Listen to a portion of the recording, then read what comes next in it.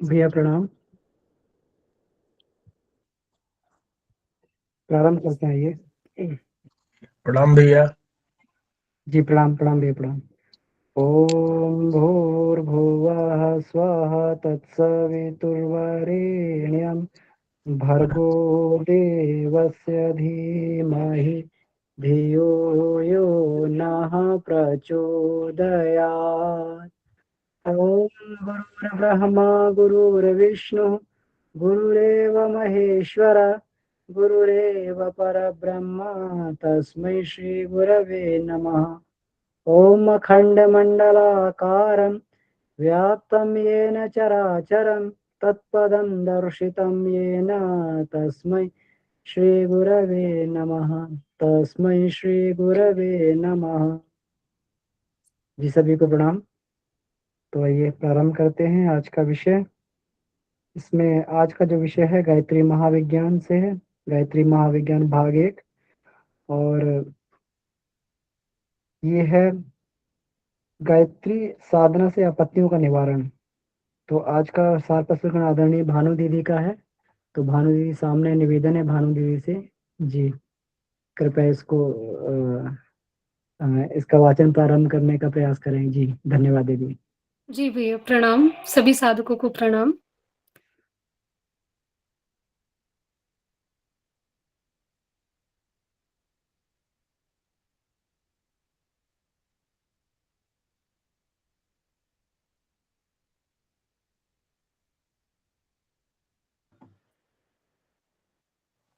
जी आवाज नहीं आ रही है दीदी? दीदी म्यूट हो गई है, वीडियो भी ऑफ हो गया है। ओके ओके, सॉरी भैया। ओके, सभी को जी प्रणाम। तो जी आज प्रणाम का दीदी प्रणाम, आपकी आवाज स्पष्ट आ रही है। जी आ रही है, ठीक है भैया। हाँ वो म्यूट था, मैंने अनम्यूट करना मैं भूल गई थी। ठीक है ठीक है, दीदी, ठीक है, धन्यवाद। तो इसमें ये आज का विषय है गायत्री साधना से आपत्तियों का निवारण। तो आपकी ये वीडियो भी विषय, ऑफ हो गई दीदी। वीडियो ऑफ हो जा रही है। हाँ शायद नेटवर्क का कोई इशू होगा भैया, अच्छा ठीक है दीदी, ठीक है क्योंकि ठीक है, वीडियो ओके। तो ऑन रखा है मैंने। जी जी धन्यवाद दीदी, ठीक। ओके, ठीक है। तो जैसे कि ये विषय बहुत ही सरल है, सिर्फ सुनने भर से मुझे लगता है सबको समझ में आ जाएगा। और दूसरी बात ये भी है कि इस विषय में सबका कुछ ना कुछ अनुभव ज़रूर होगा। एक ये ऐसा विषय है, तो इसको आरंभ करती हूँ मैं। विपरीत परिस्थितियों का प्रवाह बड़ा प्रबल होता है। उसके थपेड़े में जो फँस गया, वह विपत्ति की ओर बढ़ता ही जाता है। बीमारी, धन-हानि, मुकदमा, शत्रुता, बेकारी, गृह कलह, विवाद, कर्ज आदि की श्रृंखला जब चल पड़ती है, तो मनुष्य हैरान हो जाता है। कहावत है कि विपत्ति अकेले नहीं आती, वह हमेशा अपने बाल-बच्चे साथ लाती है। एक मुसीबत आने पर उसकी साथिन सहित और भी कई कठिनाइयाँ उसी समय आती हैं। चारों ओर से घिरा हुआ मनुष्य अपने को चक्रव्यूह में फंसा हुआ अनुभव करता है। ऐसे विकट समय में जो लोग निराशा, चिंता, भय, निरुत्साह, घबराहट, किन कर्तव्य विमूढ़ता में पड़कर हाथ पांव चलाना छोड़ देते हैं, रोने कलपने में लगे रहते हैं, वे अधिक समय तक अधिक मात्रा में कष्ट भोगते हैं। तो ये जो पहला पैराग्राफ है, ये बहुत ही सरल है समझने के लिए कि जैसे हमारे पास कोई भी विपरीत परिस्थितियाँ आती है, तो वो बहुत प्रबल होती है। और प्रबल इस तरीके से होती है कि जब भी कोई समस्या आती है, चाहे वो छोटी, हम आज कहें कि वो छोटी है, पर उस टाइम पे, उस समय हमें वो इतनी बड़ी लगती है कि हम अपने आप को उसके सामने बहुत छोटा पाते हैं। और कहीं न कहीं उस समस्या के बारे में इतना चिंतन करते हैं कि हम उसके समाधान के बारे में सोचते ही नहीं है। और चिंता से बहुत सारी चीज़ें होती है, जैसे अगर आप रोने-कलपने लगे उसमें और अपना हाथ-पाँव चलाना छोड़ देते हैं, मतलब उसके सॉल्यूशन समाधान के बारे में सोचना बंद कर देते हैं, तो और भी समस्याएँ उत्पन्न हो जाती हैं, है ना? तो ये यहीं पे गुरुदेव बता रहे हैं कि ऐसा होता है जब हमारे पास विपरीत परिस्थितियाँ आती हैं। फिर इसमें लिखते हैं, वो विपत्ति और विपरीत परिस्थितियों की धारा से त्राण पाने के लिए धैर्य, साहस, विवेक और प्रयत्न की आवश्यकता है। इन 4 कोनों वाली नाव पर चढ़कर ही संकट की नदी को पार करना सुगम होता है। तो यहाँ पे भी एक मुख्य बिंदु हम ले सकते हैं, जहाँ पे लिखते हैं कि यहाँ जब भी हमारे पास कोई विपरीत परिस्थिति होती है, कोई समस्या आ खड़ी होती है, तो हमें उस टाइम पे धैर्य रखना चाहिए उस समय, साहस होना चाहिए, हमारे अंदर विवेक होना चाहिए और प्रयत्न करना चाहिए। प्रयत्न मतलब हाथ पे हाथ रख के नहीं बैठना चाहिए, रोने-कलपने से बात नहीं बनती, उस समस्या के समाधान पे काम करना चाहिए। समाधान हमें याद होना चाहिए और कई बार तो ऐसा होता है कि समाधान हमें सिर्फ़ धैर्य रखने से ही मिल जाता है। को कुछ-कुछ प्रॉब्लम हमारे हमारे लाइफ़ में, मतलब ये सबके जीवन में ऐसा अनुभव हुआ होगा कि आपने सिर्फ़ धैर्य रखा और वो समय पे वो चीज़ें सही हो गई। तो ये 4 चीज़ें हैं जो यहाँ पे बहुत महत्वपूर्ण है। और इसके बाद लिखते हैं कि गायत्री की साधना आपत्ति के समय इन 4 तत्वों को मनुष्य के अंतःकरण में विशेष रूप से प्रोत्साहित करती है, जिससे वह ऐसा ठीक मार्ग ढूँढने में सफल हो जाता है, जो उसे विपत्ति से पार लगा दे। तो क्योंकि हम सभी गायत्री साधक हैं और हम कहीं न कहीं गायत्री उपासना अपने डेली रूटीन में करते हैं, तो हम कहीं न कहीं हमें पता चलता है कि कहीं न कहीं हमारा मनोबल, हमारा आत्मबल हमारी समस्याओं के समय हमारा बहुत साथ देता है। तो ये एक गायत्री साधना की विशेषता है। और फिर वो आगे लिखते हैं कि आपत्तियों में फँसे हुए अनेकों व्यक्ति गायत्री की कृपा से किस प्रकार पार उतरे, उनके कुछ उदाहरण हमारी जानकारी में इस प्रकार हैं। तो यहाँ पे गुरुदेव पाठकों के लिए मतलब कुछ उदाहरण भी पेश करते हैं कि कैसे वो गायत्री साधना से किसी समस्या से पार हो पाए। तो एक पहला उदाहरण उसमें लिखते हैं कि घाटकोपर मुंबई के श्री आरबी वेद गायत्री की कृपा से घोर सांप्रदायिक दंगों के दिनों में मुस्लिम बस्तियों से निर्भय होकर निकलते रहते थे। उनकी पुत्री को एक बार भयंकर हैजा हुआ। यह भी उसी के अनुग्रह पर शांत हुआ। एक महत्वपूर्ण मुकदमे में भी अनुकूल फैसला आया। तो ये एक दंगे की बात बता रहे हैं, जब मुस्लिम बस्तियों से भी वो, मतलब जब इतने दंगे होते थे फिर भी वो अपनी गायत्री साधना की वजह से, अपने आत्मबल की वजह से, मनोबल की वजह से उसको पार कर लेते थे और बाकी की समस्याएँ भी उनकी हल हुई। दूसरे उदाहरण में लिखते हैं कि इंदौर, कांगड़ा के चौधरी अमर सिंह एक ऐसी जगह बीमार पड़े जहाँ की जलवायु बड़ी खराब थी और जहाँ कोई चिकित्सक खोजे ना मिलता था। उस भयंकर बीमारी में गायत्री प्रार्थना को उन्होंने औषधि बनाया और अच्छे हो गए। तो ये दूसरे उदाहरण में भी बताते हैं कि कैसे गायत्री प्रार्थना से उनकी समस्या का हल हुआ। बंबई के पंडित रामशरण शर्मा जब गायत्री अनुष्ठान कर रहे थे, उन्हीं दिनों उनके माता-पिता सख्त बीमार हुए, परंतु अनुष्ठान के प्रभाव से उनका बाल भी ना हुआ, दोनों ही निरोग हो गए। तो ये भी बहुत महत्वपूर्ण एक उदाहरण यहाँ पे हमारे सामने प्रस्तुत है। फिर एक और उदाहरण है जिसमें वो बताते हैं कि ईटाधुरा के डॉक्टर राम नारायण जी भटनागर को उनकी स्वर्गीय पत्नी के स्वप्न में दर्शन देकर गायत्री जप करने की शिक्षा दी थी। तब से वे बराबर इस साधना को कर रहे हैं। चिकित्सा क्षेत्र में उनके हाथ में ऐसा यश आया है कि बड़े-बड़े कष्ट साध्य रोगी उनकी चिकित्सा से अच्छे हुए हैं। कनकुवा हमीरपुर के लक्ष्मी नारायण श्रीवास्तव भी ALLB की धर्मपत्नी प्रसव काल में अत्यंत कष्ट पीड़ित हुआ करती थी। गायत्री उपासना से उनका कष्ट बहुत कम हो गया। एक बार उनका लड़का मोती झरा से पीड़ित हुआ। बेहोशी और चीखने की दशा को देखकर सब लोग बड़े दुखी थे। वकील साहब की गायत्री प्रार्थना के द्वारा बालक को गहरी नींद आ गई और वह थोड़े ही दिनों में स्वस्थ हो गया। जफरापुर के ठाकुर रामकरण सिंह जी वैद्य की धर्मपत्नी को 2 वर्ष से संग्रहणी की बीमारी थी। अनेक प्रकार से चिकित्सा कराने पर भी जब लाभ न हुआ तो 1.25 लाख जप का अनुष्ठान किया गया। फलस्वरूप वह पूर्ण स्वस्थ हो गई और उनके एक पुत्र पैदा हुआ। कसराबाद निमाड़ के श्री शंकर लाल व्यास का बालक इतना बीमार था कि डॉक्टर वैद्यों ने आशा छोड़ दी। 10,000 गायत्री जप के प्रभाव से वह अच्छा हुआ।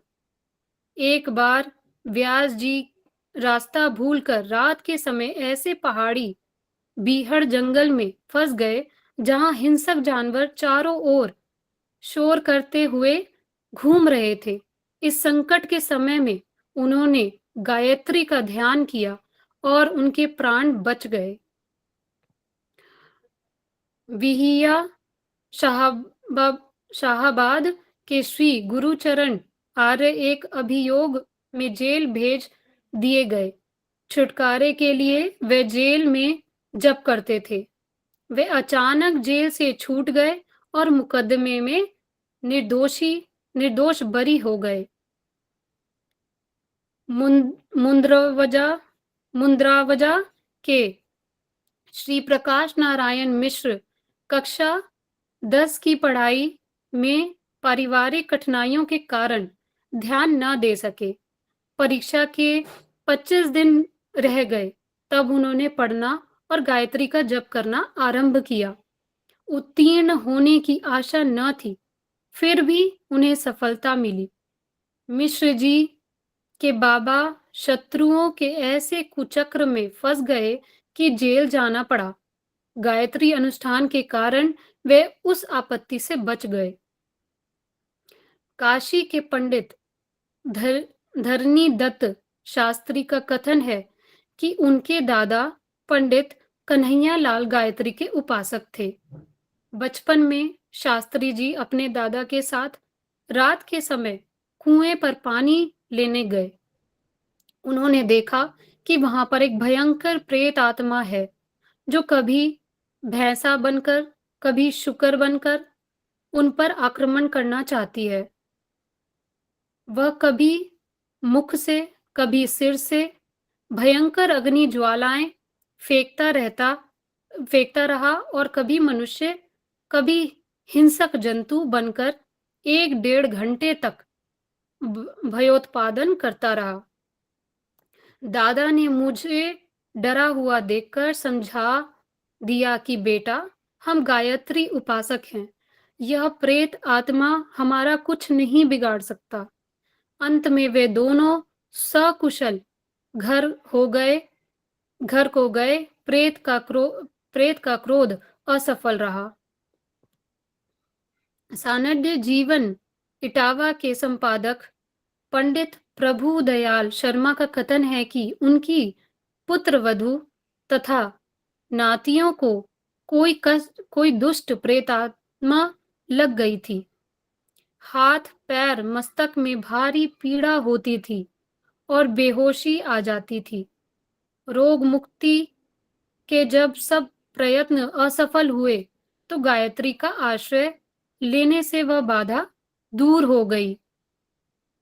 इसी प्रकार शर्मा जी का भतीजा भी मृत्यु के मुंह में अटका था। उसे गोदी से लेकर गायत्री का जप किया गया। बालक अच्छा हो गया। शर्मा जी के ताऊ जी दानापुर पटना गए हुए थे। वहां वे स्नान के बाद गायत्री का जप कर रहे थे कि अचानक उनके कान में जोर से शब्द हुआ कि जल्दी निकल, भाग, यह मकान अभी गिरता है। वे खिड़की से कूदकर भागे।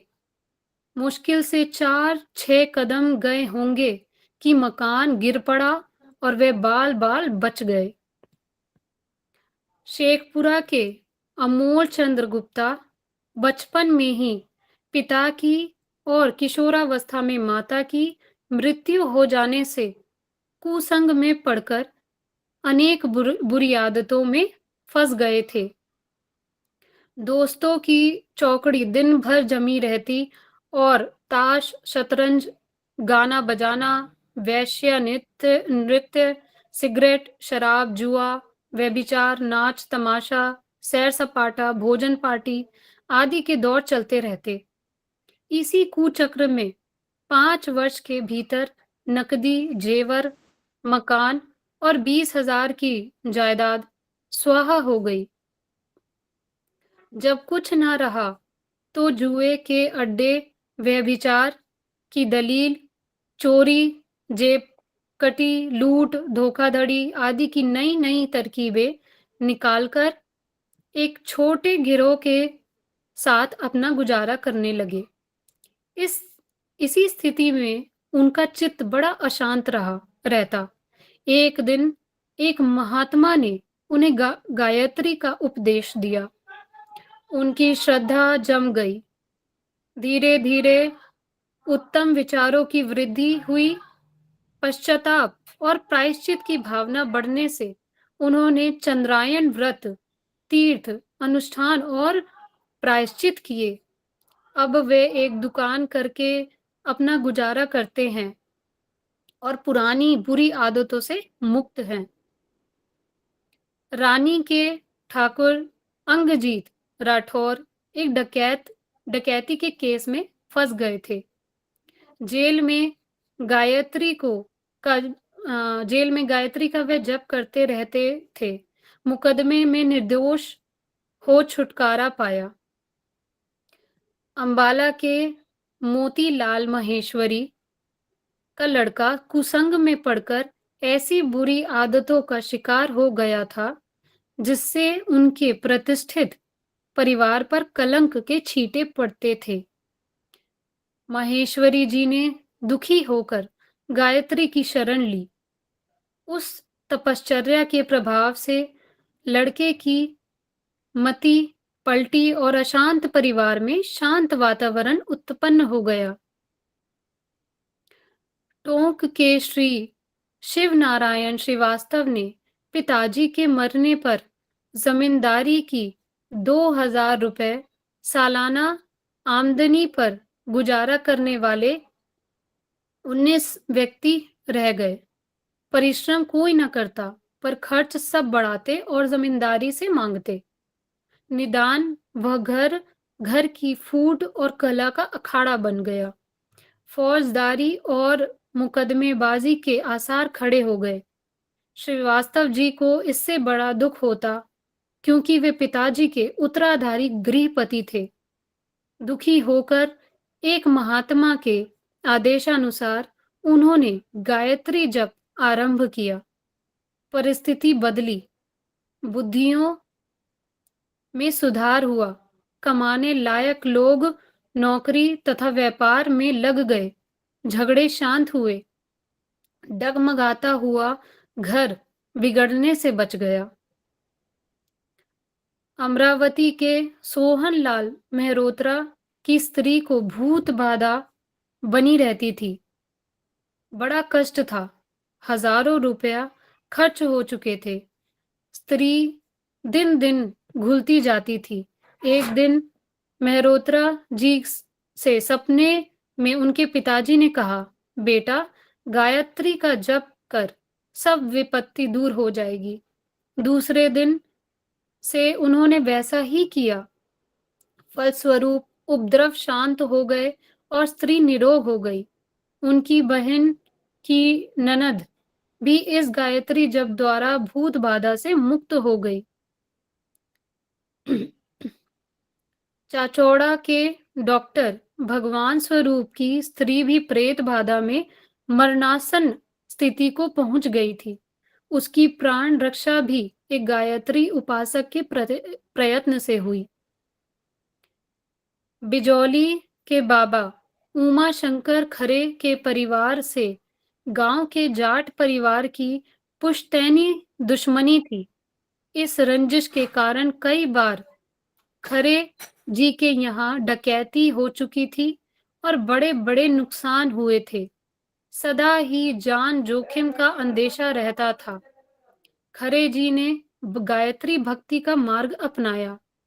उनके मधुर व्यवहार ने अपने परिवार को शांत स्वभाव और गांव को नरम बना लिया। अब पुराना और सम, अब पुराना बैर समाप्त होकर नई सद्भावना कायम हुई है। सब लोग बड़े प्रेम से रहते हैं। खड़गपुर के श्री गोकुल चंद सक्सेना रेलवे के लोको दफ्तर में कर्मचारी थे। उनके दफ्तर में ऊंचे ओहदे के कर्मचारी उनसे द्वेष करते थे और षड्यंत्र करके उनकी नौकरी छुड़ाना चाहते थे। उनके अनेकों हमले विफल हुए। सक्सेना जी का विश्वास है कि गायत्री उनकी रक्षा करती है और उनका कोई कुछ भी नहीं बिगाड़ सकता। बंबई के श्री मानिक चंद्र पटौदिया व्यापारिक घाटे के कारण काफी रुपए के कर्जदार हो गए थे। कर्ज चुकाने की कोई व्यवस्था हो नहीं पाती थी कि सट्टे में और भी नुकसान हो गया। दिवालिया होकर अपनी प्रतिष्ठा खोने और भविष्य में दुखी जीवन बिताने के लक्षण स्पष्ट रूप से सामने थे। विपत्ति में सहायता के लिए उन्होंने गायत्री अनुष्ठान कराया। साधना के प्रभाव से दिन दिन लाभ होने लगा। रुई और चांदी के चांस अच्छे आ गए, जिसमें सारा कर्ज चुक गया। गिरा हुआ व्यापार फिर चमकने लगा। दिल्ली के प्रसिद्ध पहलवान गोपाल बिश्नोई कोई बड़ी कुश्ती लड़ने जाते थे तो पहले गायत्री पुरस्चरण करते थे।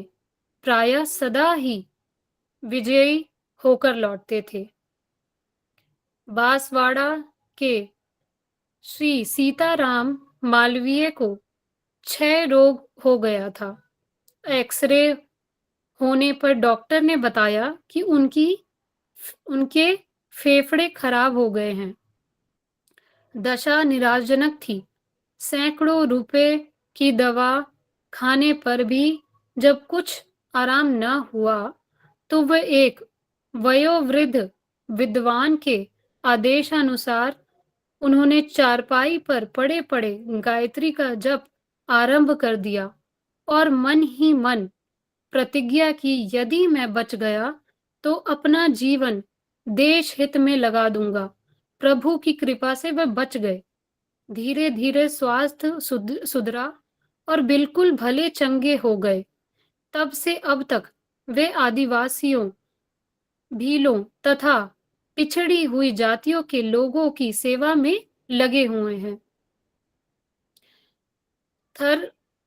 थर पारकर के करनदास का लड़का बहुत ही दुबला और कमजोर था। आए दिन बीमार पड़ा रहता था। आयु 19 वर्ष की हो चुकी थी, पर देखने में 13 वर्ष से अधिक न मालूम पड़ता था। लड़के को अनेक कुलगुरु ने गायत्री की उपासना का आदेश दिया। उसका मन इस ओर लग गया। एक एक करके उसकी सब बीमारियां छूट गईं। कसरत करने लगा, खाना भी हजम होने लगा। 2-3 वर्ष में उसका शरीर चौड़ा हो गया और घर का सब कामकाज होशियारी के साथ संभालने लगा। प्रयाग के श्री म- मन्नू लाल जी के दैहित्र की दशा बहुत खराब हो गई थी। गला फूल गया था। डॉक्टर अपना प्रयत्न कर रहे थे पर कोई दवा कारगर नहीं होती थी। तब उनके घर वालों ने गायत्री उपासना का सहारा लिया। रात भर गायत्री जप तथा चालीसा पाठ कर चलता रहा। सवेरा होते होते दशा बहुत कुछ सुधर गई और 2-4 दिन में वह पुनः खेलने कूदने लगा। आगरा निवासी श्री रामकरण जी किसी के यहाँ निमंत्रण पाकर भोजन करने गए। वहां से घर लौटते ही उनका मस्तिष्क विकृत हो गया। वे पागल होकर इधर उधर फिरने लगे। एक दिन उन्होंने अपनी जांघ में ईंट मारकर उसे खूब सुजा लिया। उनका जीवन निरर्थक जान पड़ने लग गया था। एक दिन कुछ लोग परामर्श करके उन्हें पकड़कर जबरदस्ती गायत्री उपासक के पास ले गए। उन्होंने उनकी कल्याण भावना से चावल को गायत्री मंत्र से अभिमंत्रित करके उनके शरीर पर छींटे मारे, जिससे वह मूर्छित के समान गिर गए। कुछ देर बाद वे उठे और पीने का पानी मांगा। उन्हें गायत्री मंत्र से अभिमंत्रित जल पिलाया गया, जिससे कुछ समय में वे बिल्कुल ठीक हो गए। श्री नारायण प्रसाद कश्यप राजनंद गांव वालों के बड़े भाई पर कुछ लोगों ने मिलकर एक फौजदारी का मुकदमा चलाया। वह मुकदमा 4 वर्ष तक चला।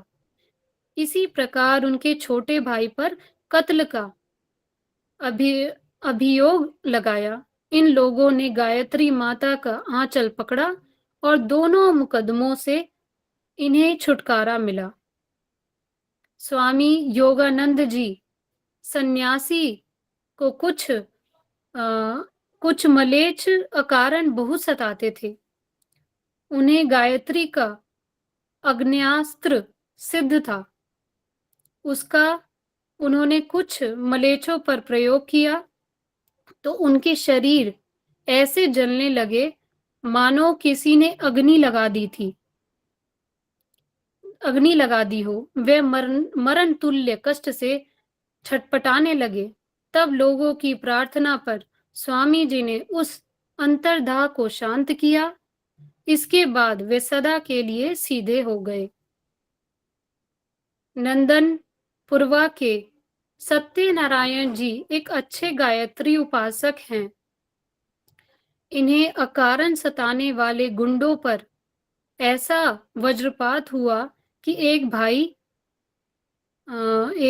24 घंटे के अंदर हैजा से मर गया और शेष भाइयों को पुलिस डकैती के अभियोग में पकड़कर ले गई। उन्हें 5 वर्षों की जेल काटनी पड़ी। इस प्रकार के अनेकों प्रमाण मौजूद हैं, जिससे यह प्रकट होता है कि गायत्री माता का आंचल श्रद्धा पूर्वक पकड़ने से मनुष्य अनेक प्रकार की आपत्तियों से सहज में छुटकारा पा सकते हैं। अनिवार्य कर्म भोगों एवं कठोर प्रारब्ध में भी कई बार आश्चर्यजनक सुधार होते देखे गए हैं। गायत्री उपासना का मूल लाभ आत्म शांति है। इस महामंत्र के प्रभाव से आत्मा में सतोगुण बढ़ता है और अनेक प्रकार की आत्मिक समृद्धियां बढ़ती है। साथ ही अनेक प्रकार के सांसारिक लाभ भी मिल जाते हैं। तो ये तो अभी तक का वाचन हुआ इस विषय पे, और इससे कुछ मुख्य बिंदु हम मतलब ले सकते हैं। जैसे कि सबसे पहले कि विपत्ति तो हर किसी के लाइफ में आती है, हर किसी के को प्रॉब्लम को फेस करना पड़ता है, चाहे वो साधक हो चाहे वो साधक नहीं हो। तो ऐसी परिस्थितियों में हम अपने आप को बहुत छोटा समझते हैं और उस टाइम पे हमें सबसे बड़ी मतलब उस टाइम पे ऐसी चीज हमें नज़र नहीं आती, मतलब कोई हमें उपदेश दे रहा होता है कि ठीक है, ये प्रॉब्लम सॉल्व हो जाएगी, पर हमें उस टाइम पे कुछ सूझता नहीं है। तो उस केस में हमारा सबसे ज़्यादा ज़रूरी मुझे ये लगता है कि इसमें है कि विश्वास। जब हम किसी पे आश्रित हो जाते हैं, तो कहीं न कहीं हमें उससे उस समस्या का समाधान हम आसानी से हम उस समस्या का समाधान कर लेते हैं। जैसे मैं एक उदाहरण लेती हूँ कि जब बच्चा छोटा होता है और तो उसे बहुत सारी चीज़ों से डर लगता है। जैसे वो अंधेरे में कहीं गया, तो उसे डर लगता है। वो किसी जानवर को देख लेता है, तो उसे डर लगता है। पर जैसे ही उसे ये पता चलता है कि उसके साथ उसकी मम्मी है, उसकी माता है उसके साथ, वैसे ही उसका भय दूर हो जाता है। तो इस विश्वास से कि मुझे कुछ नहीं होगा, मेरी माँ सँभाल लेगी। तो वैसा ही विश्वास कहीं न कहीं हम जब अपने आराध्य पे करते हैं, गायत्री माता पे करते हैं, तो हमारा वो भय दूर होता है और उस समस्या को हम पार कर लेते हैं।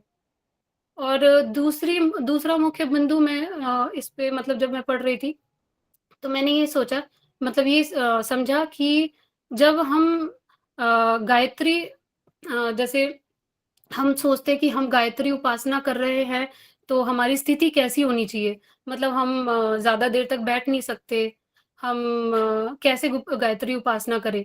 और हमारी अवस्था ऐसी नहीं है, हमारे स्वास्थ्य में कुछ गड़बड़ी है। तो ये कुछ प्रश्न थे, पहले भी कुछ दिनों में ये कक्षा में आए थे। तो यहाँ पे एक एग्ज़ाम्पल है, जहाँ पे वो व्यक्ति अ, लेटकर जब कर रहा होता है, मैं दोबारा से उसको पॉइंट आउट कर देती हूँ।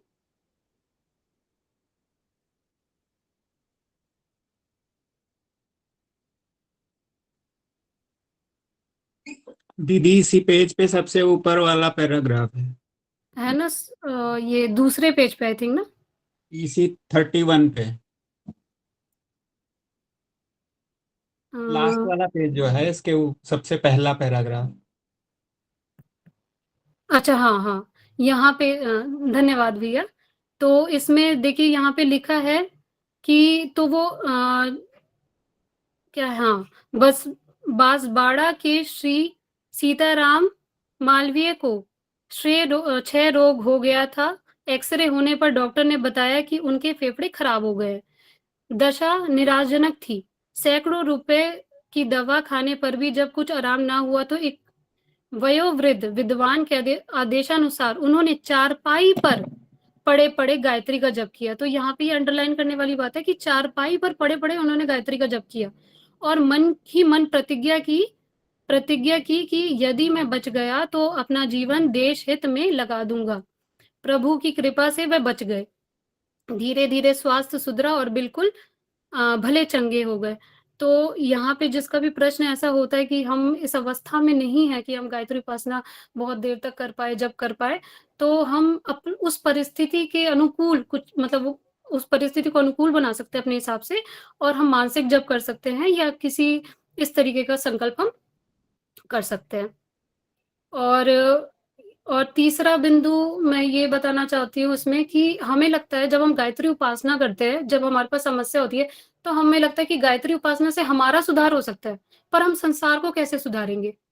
जो परिस्थितियों में अगर कोई व्यक्ति है या संसार में हम सांसारिक बातों को बहुत बार इस कक्षा में भी लेते हैं कि कुछ चीज़ें ठीक नहीं चल रही है, कुछ ऐसी चल रही है, लोग ऐसे हो गए हैं, लोग वैसे हो गए।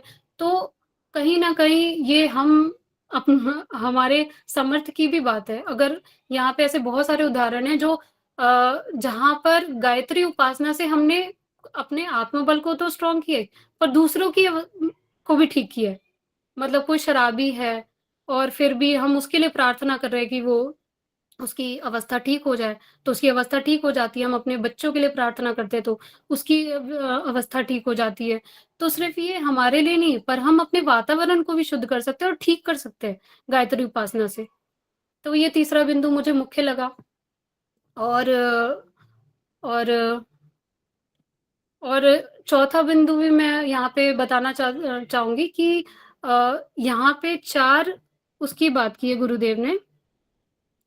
अ, इसमें जैसे गुरुदेव ने लिखा है कि विपत्ति और विपरीत परिस्थितियों की धारा में त्राण पाने के लिए धैर्य, साहस, विवेक और प्रयत्न की आवश्यकता है। तो ये बहुत ही महत्वपूर्ण बिंदु है जहाँ पे हमें हमारे पास अगर कोई समस्या आ जाती है तो हमारे अंदर धैर्य होना चाहिए, साहस होना चाहिए उसे लड़ने की का उसको उससे पार जाने के लिए और विवेक होना चाहिए कि हमें अपने सामर्थ्य पे विश्वास होना चाहिए ऐसी अवस्था में और हमें उसके लिए प्रयत्न भी करना चाहिए और ये तब हो पाता है, जैसे ये मेरा पर्सनल अनुभव है कि जब हम अपने आप को सर्वे सर्वा नहीं मानते, तब ये पॉसिबल है। हमें पता है कि हम किसी पे आश्रित हैं, मतलब कोई ना कोई है जो हमारे जीवन को चला रहा है, कोई ना कोई जो हमें संकट से बचा लेगा, तब हम उस कार्य पे काम कर पाते हैं। नहीं तो अगर हम अपने आप को सर्वे सर्वा मानते हैं क्योंकि सब पहले मैं जब गायत्री जप नहीं करती थी, मैं दीक्षित नहीं थी और बहुत लॉजिकल सोचती थी और कहीं न कहीं मैं विश्वास भी नहीं करती थी भगवान पे, ईश्वर पे, तो डिप्रेस होती थी। फेलियर को इस तरीके से मान लेती थी कि मैं ही हूँ, यही एक फैक्टर है कि मैंने काम नहीं किया और ये नहीं हुआ। पर अब पता चलता है कि एक यही फैक्टर नहीं होता, फैक्टर्स बहुत सारे होते हैं। आपका कर्म, आपके अदर काम भी होते हैं मतलब आपके अदर कर्म भी होते हैं जो संचित कर्म होते हैं आपके और आपका प्रारब्ध भी होता है जो आपको विफलता की ओर कहीं न कहीं लेके जाता है। तो बहुत सारे फैक्टर्स काम करते हैं, तो जब आप आश्रित हो जाते हैं मतलब आपका विश्वास जब बढ़ने लगता है आपके इष्ट पे, आराध्य पे, तो मुझे लगता है कि वहाँ पे आप फेलियर से या सक्सेस से डरते नहीं हैं, फेलियर से डरते नहीं हैं और सक्सेस फेलियर से भी आप जैसे हम तो उस स्तर के नहीं हैं, पर मैंने प्रेमानंद जी महाराज को जब सुना था, जब उन्होंने अनुष्का शर्मा और विराट कोहली आए थे, तो उन्होंने बोला कि आपके पास अभी तो सांसारिक लाभ है, पर अगर कभी विपत्ति आ जाए, कभी प्रतिकूलता आ जाए, तो समझिए कि भगवान की, ईश्वर की आप पे कृपा हुई है। तो उस स्तर के अभी हम हैं नहीं, पर हाँ, हम हमेशा कभी हमारे पास क्योंकि हम साधना करते हैं तो हम सोचते हैं कि ये जो भी परिस्थिति, जो भी हमारे अनुकूल नहीं है, हम समस्या आई है, तो वो कुछ ना कुछ हमारे सिखाने के लिए हमारा प्रारब्ध है और इससे हम सीख के ही जाएँगे। इससे हमारा आत्मबल बढ़ेगा या हम इससे आत्मोत्कर्ष कर पाएँगे। तो इसकी हमारे हमेशा से हमारे अंदर प्रेरणा मिलती रहती है। तो भैया बस मैं इतना ही कहना चाहूँगी इस पे और मैं चाहूँगी कि बाकी सब भी चर्चा करें। धन्यवाद।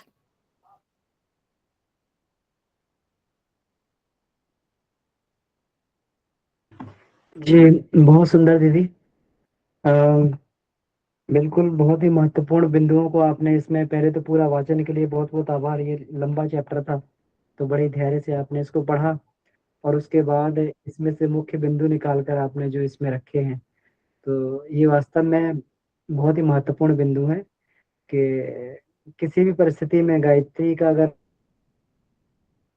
किसी भी परिस्थिति में गायत्री का अवलंबन करें, तो हमें संकटों से उबारती है। तो गायत्री का मतलब जो है श्रद्धा से तो हम उसको एक देवी मानते हैं, लेकिन जो इसमें बात कही गई है कि व्यक्ति जो है धैर्य से, विवेक से, प्रयत्न से, है ना? और जो इसको ये 4 इसमें ये बताए गए हैं, साहस से, अपनी परिस्थितियों से। तो ये सारे के सारे जो है प्राण बल के ही अलग-अलग आयाम हैं। जब व्यक्ति में प्राण बल था तो धैर्य भी आता है और उसके अंदर साहस भी जगता है। गुरुदेव कहते हैं ना, प्राण को ही गुरुदेव बताते हैं प्रतिभा, पराक्रम और साहस। तो ये प्राण बल के ही हैं और गायत्री प्राण साधना है। तो प्राण से संसार में कुछ भी किया जा सकता है। प्राण प्राण बल का धनी व्यक्ति संसार में कुछ भी कर सकता है। वो कोई भी परिस्थितियों को पार कर सकता है, बड़ी से बड़ी चुनौती से लड़ सकता है, बड़ी से बड़ी बीमारियों से लड़ सकता है, बड़ी से बड़ी उपलब्धि पा सकता है। तो इसीलिए हम लोग श्रद्धा से बोलते तो हैं गायत्री कामधेनु है, लेकिन इसके पीछे विज्ञान यही है कि व्यक्ति जितना अधिक प्राण पे अपना अधिकार कर लेता है, वो सृष्टि उसके अधिकार में आने लगती है। फिर वो संकल्प से ही जो है सारी की सारी चीज़ें अपने संकल्प बल से ही वो करने लगता है। तो ये बहुत बढ़िया है, तो हम लोगों को यही सोच के चलना चाहिए। प्रारंभ में तो हम लोग देवी के रूप में इसकी साधना करते हैं, लेकिन धीरे-धीरे इसके विज्ञान को समझ के हम लोगों को आगे बढ़ना चाहिए और प्राण की गतिविधियों को समझने का प्रयास करना चाहिए कि प्राण को कैसे हमें जो है इकट्ठा करना है, प्राण को कैसे दिशा देनी है और प्राण का कैसे नियोजन करना है, प्राण किससे घटता है, किससे बढ़ता है। यही गायत्री का तत्व ज्ञान है। गायत्री का तत्व प्राण ही है। पिछले दिनों में चर्चा हुई थी गायत्री का तत्व ज्ञान क्या है। गायत्री का तत्व प्राण है। प्राण विद्या को समझना ही गायत्री की जो है ये इसका तत्व को समझना है, गायत्री को तत्व से जानना है। जो व्यक्ति प्राण की एक्टिविटी को समझ जाता है वो गायत्री को पा लेता है, गायत्री का वो जो है ये समझ जाता है उसको। बहुत बहुत आभार इसके लिए आपको। तो चलिए अब हैंड रेज को अपन देख लेते हैं एक बार। बहुत सुंदर रहा आज का वाचन और सार प्रस्तुतिकरण जी, धन्यवाद दीदी इसके लिए आपको। ठीक है, तो चंदन शर्मा जी का हैंड रेज है जी। भैया प्रणाम। जी भैया भैया प्रणाम। प्रणाम। जी भैया प्रणाम, प्रणाम भैया। सभी साधकों को प्रणाम। भैया अभी दीदी प्रेमानंद जी महाराज का बात किए, तो हम तो बहुत दिन से जप करते थे, लेकिन प्रेमानंद जी का भी कभी कभी वीडियो देखे तो उन्होंने बताते हैं कि आपका जो भी गुरु है उनका तो माला जप करिए, और जैसे हम लोग जो करते हैं 11 माला जप करते हैं तो वो भी बताया जितना करते हैं, लेकिन रास्ता चलते जहाँ जहाँ की आप माला नहीं पकड़ सकते हैं, जहाँ पर आप गौमुख लेके नहीं घूम सकते हैं, तो हम लोग गायत्री साधक हैं तो वहाँ इधर उधर नहीं घूम सकते। तो उन्होंने काउंटर वाली बात की, तो हमको लग रहा है कि हम इसको करता हूँ, तो कहाँ तक अच्छा है पता नहीं, लेकिन फायदा हुआ है, इसलिए बता रहा हूँ कि हम लोग तो गायत्री साधक हैं, गुरु तो हमारा है, गुरुदेव पर ही प्यार है, स्नेह है, लेकिन हो सकता है गुरुदेव ने हमको इशारा किया होगा चलो, काहे कि गायत्री साधना में स्वाध्याय भी करने से आक्रोश गुस्सा कभी कभी आता था, तो राधा नाम का जो जप है हमको लगा कि माता राधा जो है कृष्ण भक्ति हो सकता है प्रेम और बढ़ा दे, तो हम काउंटर लेके ड्यूटी में जप करता हूँ। जैसे कि प्लांट में कभी कभी JSW स्टील में जॉब करता हूँ, यहाँ सुबह भी 1 घंटा आधा घंटा टाइम मिलता है जॉब प्लानिंग करने के पहले, और शाम में भी 1 घंटा आधा घंटा मिल जाता है, तो काउंटर लेके पकड़ के राधा राधा राधा करता हूँ, तो उसके बाद तो घर में गुरुदेव का स्वाध्याय और गायत्री साधना। लेकिन हाँ, रंग लाया है, आनंद आया है, मजा आया है। तो बाबूजी भी बोलते हैं कि जहाँ मजा आए तो करते रहना चाहिए, आगे बढ़ते रहना चाहिए। आप लोग को इसलिए बताए कि मैं ऐसा कर रहा हूँ, क्या ये सही है, थोड़ा बताइए।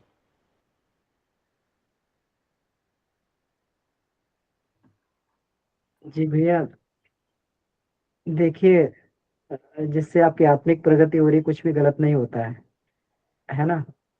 तो बिल्कुल ठीक है, गुरुदेव ने भी जो है राधा गायत्री की उपासना का इसमें ये दिया हुआ है। एक तत्व को आप बढ़ा सकते हैं, किसी भी तत्व को, 24 तत्व हैं गायत्री मंत्र से जो है हमारे 24 तत्व बढ़ते हैं, है ना। तो वो बैलेंस रूप में बढ़ते हैं। आपको किसी एक को बढ़ाना हो तो जो है आप उसको बढ़ा सकते हैं, तो निश्चित रूप से जो है उसको बढ़ाना चाहिए। तो लेकिन उसमें इसमें कहीं एक चीज इसमें ये रहता है, जब भी इसको गुरुदेव ने जो भी एक अलग से शक्ति का मंत्र जप करने के लिए बोला, अलग से गायत्री का मंत्र जप करने के लिए बोला है, चाहे वो जो है राधा गायत्री हो गई, हनुमान गायत्री हो गई, कृष्ण गायत्री हो गई, तो वो सारी है तो प्राण ऊर्जा ही, वो सारे प्राण ऊर्जा के विविध विविध विविध आयाम हैं। तो उसको अगर अलग से आप करेंगे तो तंत्रोक्त पद्धति में आता है ना। तो उसमें गुरुदेव ने कहा है कि तंत्रोक्त पद्धति मतलब डायरेक्ट आप एक ऊर्जा से अपना संबंध बना रहे हैं और वो ऊर्जा आपके अंदर आके वो काम कर रही है, ये बिल्कुल ठीक है। लेकिन जब हम लोग गायत्री उपासना करते हैं सारी चीजें बैलेंस में बढ़ती हैं। अब हमारे अंदर क्रोध क्यों आ रहा है ना। हो सकता है कि कहीं ना कहीं गायत्री उपासना अलग से वहां पर अपना काम कर रही है, लेकिन हम उसको समझ नहीं पा रहे हैं। हम लोगों ने सब्जी बनाई, अब सब्जी में मान लीजिए हम स्पेशलिस्ट नहीं है सब्जी के, और कुछ अलग से हमें जो उसका टेस्ट आ रहा है, तो हमने सोचा हो सकता है कि इसमें जो है काली मिर्च कम होगी, वो डाल ली, तो पता लगा कि सब्जी का टेस्ट और बिगड़ गया, है ना। तो इसलिए ये सारी चीजें गुरु ही निर्धारित करता है विशेष परिस्थितियों में कि कौन सी चीज को हमें बढ़ाना चाहिए, कौन सी घटाना चाहिए। हम लोगों के लिए जैसे गुरुदेव ने कहा कि हमने सीधे साधे मंत्र का जप किया है, और उसमें कोई भी, जब गुरुदेव ने कहा कि हमने कोई भी उसमें संपुट का प्रयोग नहीं किया है ना, तो हम लोग को फिर श्रद्धा रख के उसी पाथवे में चलना चाहिए कि बैलेंस रूप में। अब हमें नहीं मालूम कि वो गायत्री कहाँ पर किस चीज को क्या बढ़ा रही है क्या घटा रही है, लेकिन बैलेंस हो रहा है सब कुछ। तो ये तो भैया गुरुदेव का इशारा है, यानी गुरुदेव का ही प्यार है और गुरुदेव का ही स्नेह है जिसके कारण दोनों चल रहा है, यही ना? हाँ भैया, वो उसमें हाँ। मेरे कहने का मतलब ये है कि कोई भी किसी भी शक्ति को अलग से उसमें जब हम लोग गायत्री उपासना कर रहे हैं, हम्म, तो ठीक है, आप विशेष परिस्थिति में किसी शक्ति को बढ़ा रहे हो, लेकिन उसमें एक ही रहता है कि अनबैलेंस होने के चांस रहते हैं उसमें। आगे जाके वो अनबैलेंस होकर क्या कर सकती है, क्या परिणाम ला सकती है, इसके लिए हो सकता है तत्कालीन आपको रिजल्ट मिल जाए उसका, लेकिन फिर आगे उसमें क्या परिणाम हो सकते हैं, तो फिर ये जो है चीज के लिए जो है थोड़ा सा क्योंकि इसलिए इसको तंत्रोक्त बोला गया है ना। तंत्र का मतलब जो है आप सीधा डायरेक्ट एनर्जी के संपर्क में आ गए, वो एनर्जी फायदा भी कर सकती है, आगे नुकसान भी पहुंचा सकती है। तो इसलिए जो है, क्योंकि हम लोग उसी सिद्धांत को लेके चल रहे हैं जैसे गुरुदेव ने कहा, तो इसलिए हमारा भी यही अनुभव है कि वो सारी चीजें, सारी प्रवृत्तियां अपने हिसाब से बैलेंस रूप में चलती रहती हैं। जब गुरुदेव ने कह दिया कि हमने कोई भी चीज को उसमें बिना कोई संपुट लगाए हमने इस मंत्र का जप किया है ना, तो उस चीज पे हम लोग को विश्वास करके आगे बढ़ना चाहिए। प्रैक्टिकल के लिए आप कर सकते हैं उसको, उस विज्ञान का प्रयोग कर सकते हैं, लेकिन उसमें कहीं ना कहीं मुझे लगता है कि कहीं ना कहीं जो रिस्क की संभावनाएं भी रहती हैं। जी भैया। तो भैया हम रास्ता टाइम वेस्ट नहीं करते हैं तो वहाँ कर रहे हैं, तो हमको तो कैसा अच्छा तो तो फिर लग रहा है। गायत्री का मानसिक जप उसमें हम लोग कर सकते हैं किसी भी समय। गायत्री का मानसिक जप तो शुचिरापी अपि शुचिरापी, किसी किसी भी स्थिति में जो है आप शुद्ध है चाहे शुद्ध है, किसी भी स्थिति में गायत्री मंत्र का जप कर सकते हैं। आप सूतक में है या किसी स्थिति में है, वहां पर गायत्री का मानसिक जप करने के लिए तो कहीं पर भी कोई बाध्यता नहीं है। हाँ। भगवान तो एक है कि नहीं, जब शुरू से हम लोग दीक्षा लिए तो इसी को पकड़ के रहना चाहिए, यही आपका इशारा है ना? देखिए, मेरा इशारा नहीं, गायत्री महाविज्ञान की बात कह रहा हूँ। गुरुदेव ने कोई भी एक शक्ति को अलग से उपासना करने से को तंत्रोक्त बताया है, और तंत्र का मतलब डायरेक्ट हम एनर्जी के संपर्क में आकर उससे जो है कुछ ना कुछ उसको बढ़ाने और घटाने का प्रयास कर रहे हैं। जी। वो तो भैया ये तो नाम जप है ना, एक तरह का नाम। यहाँ पर तंत्र हमको समझ में नहीं आ रहा ठीक है भैया, तो देखिए, ये अपने है। हाँ प्रैक्टिकल विषय है, जो मुझे गायत्री महाविज्ञान के हिसाब से समझ में आया है ना, तो हाँ मैंने हाँ उस चीज को कहा। इसमें बहुत सारे हैंड रेज है, तो हम लोग आगे इसमें चर्चा कर लेंगे इस बात पे। हाँ, किसी ठीक भी, ठीक। देखिए, गायत्री जो है बैलेंस 24 शक्तियों को बढ़ाती है ना। तो हम्म। इसका किसी विशेष परिस्थितियों में प्रयोग किया जाता है, वो प्रयोग भी गुरु ही बताता है, जो उसका जो है बहुत अधिक जानकार हो, हाँ हाँ। है ना। कि तुम्हें कौन सी, अब वैद्य 24 दवाएं हमारे पास में रखी है, वैद्य बताएगा कि तुम्हें कौन सी बीमारी, तुम्हें क्या खाना चाहिए, इस पे वो स्पेसिफाई जो है स्पेशल जो प्रेस्क्रिप्शन है वो वैद्य लिख सकता है, उसका जो स्पेशलाइज्ड हो। हम्म। यही यही हम लोग फंस जाते हैं, कहीं कहीं गुरु जी नहीं है, गुरुदेव नहीं है ना। गुरुदेव हैं भैया, हाँ, गुरुदेव बिल्कुल हैं। गुरुदेव ने कहा मुझे मेरे साहित्य में देखो, तो ये पूरा का पूरा विज्ञान गुरुदेव ने साहित्य में लिखा है, इसलिए कहीं पर भी कोई उसकी आवश्यक, कहीं आशंका की गुंजाइश नहीं रह जाती भैया, है ना।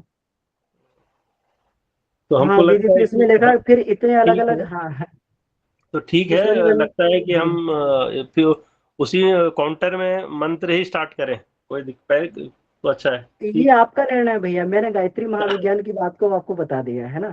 तो आप जी जो जी। जो आप आपका जो निर्णय, आप उसी हिसाब से फिर उसको जो है निर्धारित कर सकते हैं। जी। ठीक ठीक, ओके भैया, प्रणाम। मनोरमा दीदी जी। जी भैया, प्रणाम सभी को। जी प्रणाम। मैं अपने व्यक्तिगत विचारों को आप लोगों के सम्मुख रखना चाहती हूँ। मैं ये सोचती हूँ कई बार कि क्या मैं कमजोर हूँ। कमजोरी के मारे मैं गायत्री माता को पुकारती रहती हूँ, गुरुदेव से कहती रहती हूँ।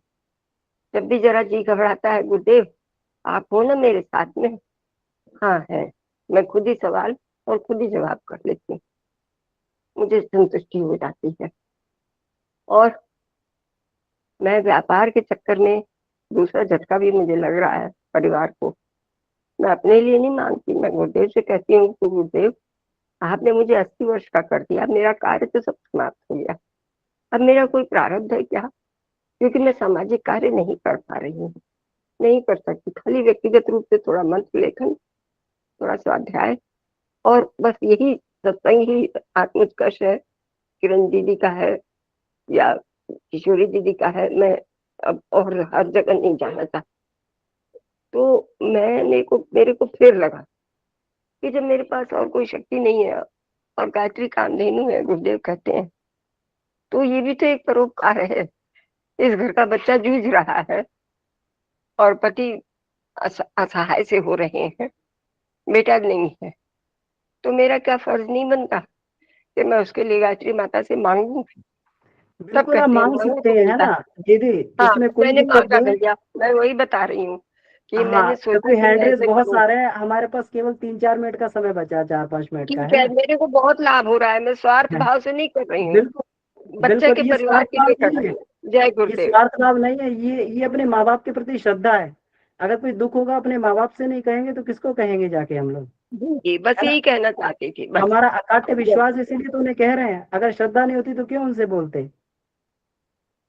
जी, तो ये आपकी कमजोरी नहीं है कि आपकी श्रद्धा है, कि आपकी श्रद्धा जुड़ी हुई इनके साथ में दीदी, है ना। जी, जी पुरुषोत्तम भैया, जी भाई साहब। जी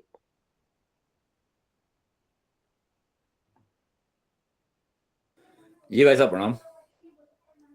जी जी प्रणाम कल भाई की और साहब। आज की कक्षा में जो मेरे को समझ में आया कि जो श्रद्धा पूर्वक जो आंचल पकड़ने की बात गुरुजी ने लिखी है अंतिम पैराग्राफ में, वो इसलिए लिखी है कि भाई हमारी श्रद्धा लाभ जब मिलता है तब बढ़ती है, और उस श्रद्धा से ही जब हम माँ का आंचल पकड़ते हैं तो फिर अनेक प्रकार की जो हमारी आपत्तियां विपत्तियां हैं वो दूर होने लगती है। मेरा भी ऐसा ही अनुभव है, करीब 30-32 साल से मेरे को बुखार बिल्कुल नहीं आया, लेकिन मेरी जो कुंडली कोई ज्योतिष देखता है तो वो कहता है कि आप जीवित कैसे हैं। 8वें भाव में बहुत सारे ऐसे ग्रह हैं, तो विपत्तियां दूर होती है, बस चाहिए श्रद्धा पूर्वक पकड़ने का। भाई श्रद्धा कैसे जगह, ये गुरुजी बार बार ये पूरा जो आज का और कल का दोनों दिन का जो चैप्टर है, ये हमारी श्रद्धा बढ़ाने के लिए इतने सारे लोगों का उदाहरण दे करके हमारी श्रद्धा को मोटिवेट करने का गुरुजी ने यहाँ काम किया है। एक जिज्ञासा जगी भाई साहब यहाँ की, गायत्री उपासना का मूल लाभ आत्म शांति है। तो जब हम ये भी कहते हैं कि नैनम छिद्यति संस्त्राणी, ये जब आत्मा को कोई असर नहीं होता तो फिर यहाँ आत्मा की शांति का ये कैसे बताया गुरुजी ने, ये थोड़ा सा जिज्ञासा है जी भाई साहब। जी गोकुल जी भाई साहब अगर स्थिति में हो तो मेरा निवेदन है कि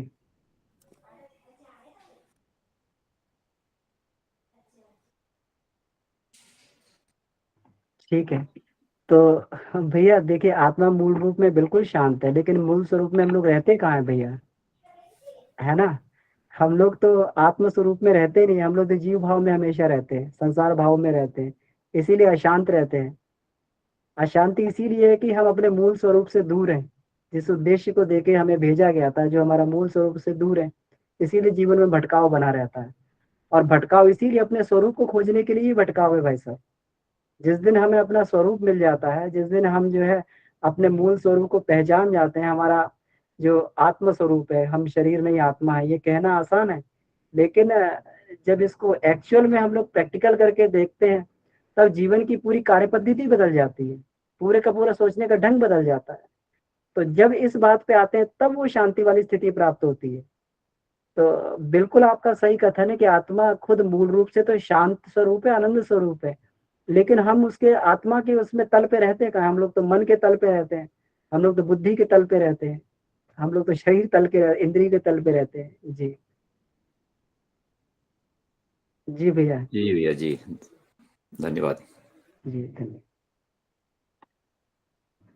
जी कुंज बिहारी भैया। जी भैया प्रणाम। बेसिकली आज मेरा प्रश्न नहीं है, मैं चंदन जी का बात सुन रहा था। तो चंदन जी बोल रहे थे कि राधे राधे करना क्या सही है। तो चंदन जी से मैं ये बोलूंगा कि गायत्री को त्रिपदा बोला गया है, और गायत्री की एक गुण है जिसे हम रज बोलते हैं, और रज श्रृंग शक्ति से बना है। तो श्रृंग शक्ति और ये गायत्री के जप से ये तीनों शक्तियों को प्राप्त कर सकते हैं, सत, रज और तम। तो गुरुदेव यहाँ पे बड़ी होशियारी से, जैसे कि अमन भैया भी इस बात पे जिक्र किए हैं कि क्या आपको किसी एक शक्ति को लेके आप खुश हैं तो आप खुश रहिए। अगर आपको चाहिए कि तीनों शक्तियों को बैलेंस करते हुए अपने जीवन को, अपने आध्यात्मिक सफर को आगे बढ़ाएं, तो बेशक गायत्री मंत्र से के अलावा दूसरा तो कुछ ऑप्शन ही नहीं है, आपके पास है ही नहीं। जैसे कि एग्जाम्पल के तौर पे अगर आप एक घर में हैं और घर का मालिक बने या फिर घर का पहरेदार बने, अभी आपकी बुद्धिमत्ता के ऊपर डिपेंड करती है कि आप घर का चौकीदार बन के खुश हैं तो फिर खुश रहिए। अगर आप चाहते हैं कि इस घर के स्वामी बने तो वैसी पात्रता होनी चाहिए, वैसी दिव्य दृष्टि होनी चाहिए और वैसी सोच होनी चाहिए। जो गुरुदेव बता रहे हैं कि गायत्री मंत्र की उपासना करें, ना कि एक खास देवी देवता के शक्तियों की उपासना करें। तो मुझे लगता है कि गायत्री मंत्र के अलावा दूसरा कुछ ऑप्शन ही नहीं बचता है। राधा राधा, राम राम या कृष्ण कृष्ण से जपने से कृष्ण के वो उस गुण के अधिकारी बनेंगे, नहीं कि उस दिव्य सत्ता, उस परम सत्ता के गुण के अधिकारी बनेंगे। जी भैया, अगर चंदन जी आप बात मेरी समझ रहे हो तो आपके प्रश्न का मैंने उत्तर दे दिया है। धन्यवाद। जी भैया, फिर भी देखिए ये आप बिल्कुल सही है कुछ प्यारे भैया, लेकिन फिर भी अपनी श्रद्धा का विषय है ना, तो अपनी श्रद्धा से ही व्यक्ति जो है आगे जी बढ़ता है। श्रद्धा की बात से बोलते हुए मैंने इस बात को कहा है जी कि गोकुल श्रद्धा जी भाई है। साहब, जी तो गोकुल जी भाई साहब से जी हैंड रेज है। जी भैया प्रणाम। साधना के इस स्थल पर या इस स्तर पर आकर हमको तो अभेद दर्शन पे आना चाहिए। कोई भेद ही नहीं होना चाहिए कि कौन गायत्री है, कौन राधा है, कौन कृष्ण है, कौन ये। और जब तक ये भेद है तब तक कहीं अभी बाकी। 24 गायत्रियों में अगर वैसी बात होती तो गुरुदेव 24 गायत्रियों की बात न लिखते, 24 शक्ति धाराओं की बात न करते। ठीक है, उसको कहने का मतलब ये है कि ये सारी चीजें एक चीज में आ जाती हैं, लेकिन किसी विशेष गुण की आवश्यकता महसूस हो रही हो, यानी किसी की कमी हो हमारे अंदर महसूस हो रही हो, तो हम उसके लिए विशेष प्रयास करें। जैसे एक बच्चे को 10 सब्जेक्ट पढ़ने पड़ते हैं 10th के अंदर में, आजकल कितने पढ़ते हैं पता नहीं, हम जब पढ़ते थे तब की बात कर रहे हैं। उसमें से सब में पास होना होता था, पर किसी एक बच्चे में जब कमजोर होता तो ट्यूशन भी लगा लेता था। माँ बाप उस एक सब्जेक्ट का ट्यूशन लगा देते थे।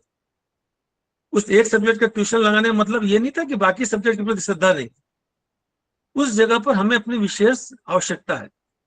अगर प्रेम का जो उसमें गायत्री महाविज्ञान के उसमें 24 शक्तियों के गुण दिए हुए हैं, किस गुण की आवश्यकता है, उस गुण के लिए हम एक माला उसका अतिरिक्त प्रयास करें, मतलब हम उसके लिए एक्स्ट्रा ट्यूशन ले लें। क्या तकलीफ की बात है उसमें? इसको इस ढंग से लें, इसको अभेद दृष्टि से चीजों को लेकर के चलें, तो मुझे लगता है ज्यादा आनंद आएगा। इसमें कौन छोटा कौन बड़ा, किसको करना है किसको नहीं करना है, जो मन में आनंद आए, जिससे मन में खुशी मिलती हो, जिसमें मन में सुख मिलता हो, वो सब काम करना चाहिए। सात्विक होना चाहिए, सही होना चाहिए। बस प्रणाम।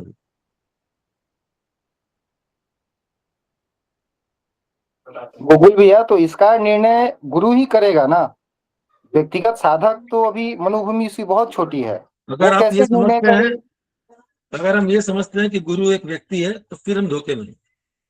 गायत्री महाविद्या का तत्व दर्शन में गुरुदेव लिखते हैं कि सदगुरु आदमी के अंतःकरण में रहता है। बाहर का गुरु हमें कुछ कह देगा, कोई जरूरी थोड़ा हम सब मान लेंगे। गुरुदेव ने जितनी बात की, क्या सब लोगों ने पूरी बात मान ली? नहीं मानी। उतनी बात मानी जिसको कि हमारा अंतःकरण स्वीकार किया। इसलिए बाहर का सदगुरु अंतर के सदगुरु को जगाता है, और बाहर का गुरु इसीलिए सबको अलग अलग। बाहर का गुरु कितना योग्य है, कितना सामर्थ्यवान है नहीं है, इसका निर्धारण कौन करे? हम कुछ गुरुदेव जैसी सत्ता तो अभी नहीं है। आप अब कुछ को मान लिया, कोई किसी को हम मार्गदर्शन दे रहे हैं, आप मार्गदर्शन दे रहे हैं, तो वो तो हमको उस स्तर पे मान लिया, लेकिन हम तो उस जगह पे नहीं है। इसलिए अंतर में बैठा गुरु ही सच्चा मार्गदर्शक है। आत्मसत्ता ही सबसे बड़ी गुरु है।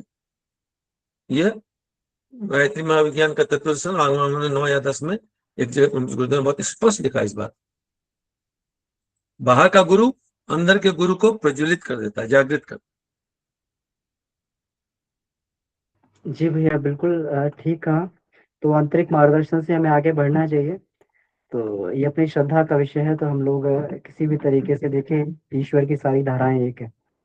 तो जी बढ़िया है। इसमें उषा रावत जी, आपका हैंड रेज है, अभी 1 मिनट ऊपर हो गया है, तो आप कुछ कहना चाहते तो 1 मिनट में अपनी बात को रख सकते हैं संक्षिप्त में। जी भैया प्रणाम, जय गुरुदेव सभी भाइयों को। और मैं यही बोलना चाहती भैया कि जब हम अपने जीवन में प्रतिज्ञा ले लेते ना किसी भी चीज के लिए, और गायत्री महामंत्र के द्वारा गुरुजी के बताए हुए रास्ते पे, तो हम अपनी जो हमारे अंदर कितनी भी कमियां हैं या बीमारियां हैं उसको हम ठीक कर सकते हैं। जैसे यहाँ पे बांसवाड़ा के सीताराम मालवीय ने भी जब उनको रोग हो गया था तो उन्होंने क्या किया, चारपाई में पड़े पड़े प्रतिज्ञा ली कि मैं गायत्री जप करूंगा। आरंभ किया जब उन्होंने तो वो ठीक ही हो गए। तो जब वो पड़े पड़े ठीक हो सकते हैं तो हम खड़े खड़े क्यों नहीं ठीक हो सकते हैं भैया, हैं? बिल्कुल हो तो सकते हैं, हम बहुत सुंदर दीदी, बहुत हाँ, बहुत आभार बिल्कुल। इसके और लिए। हम जब साधना करेंगे उन गुरु जी के बताए हाँ हुए रास्ते पे चलेंगे तो क्यों नहीं भैया हम ठीक हो सकते हैं। हम आप सभी बिल्कुल हो सकते भाई हैं। बहन एक जैसे ही हैं। और एक बार और बोलना चाह रही हूँ कि भैया की एक बात, नाम तो याद नहीं आ रहा है, कि जो उन्होंने प्रेमानंद जी की बात बोली है कि उन्होंने मैं राधा राधा जपता हूँ, दीदी तो दी क्षमा ठीक है, करें, मैं बहुत आपको अच्छी बात अभी है। यहाँ पे रोक रहा हूँ इस विषय पे अभी। तो हम लोग जो जी है अब इस विषय पे कल फिर चर्चा करेंगे, फिर ये चर्चा का लंबा विषय बन जाएगा, है ना। तो हम लोग इसको यहीं रोकते हैं, कल फिर हम लोग इस विषय पर चर्चा करेंगे। बहुत बहुत आभार सभी का। ठीक है भैया, तो जो है, प्रणाम। जी धन्यवाद जय दीदी। जी तो आइए इस कक्षा को ही समाप्त करते हैं, और बहुत बहुत आभार सभी का कक्षा में जुड़ने के लिए। और बहुत बढ़िया विषय था आज का कि आपत्तियों में कैसे गायत्री रक्षा करती है, और ये सारे प्रैक्टिकल भी हम लोगों ने करके देखे हैं इसके। तो एक बार फिर जो है दीदी को प्रणाम आज के वाचन के लिए और सार प्रस्तुतिकरण के लिए, भानुप्रिया दीदी को, बहुत सुंदर रहा। और सभी भाई बहनों को जिन्होंने अपने बात और अनुभव रखे। तो सबके अपने अपने अनुभव हैं, अलग अलग अनुभव हैं, उसी के अनुसार हम लोग आगे बढ़ रहे हैं, और हर व्यक्ति का अपना अनुभव बढ़िया है। आइए शांति पाठ करते हैं। ओम शांति शांति शांति। धन्यवाद। प्रणाम भैया, सबको भैया प्रणाम भैया, सबको प्रणाम। सभी छात्रों को प्रणाम।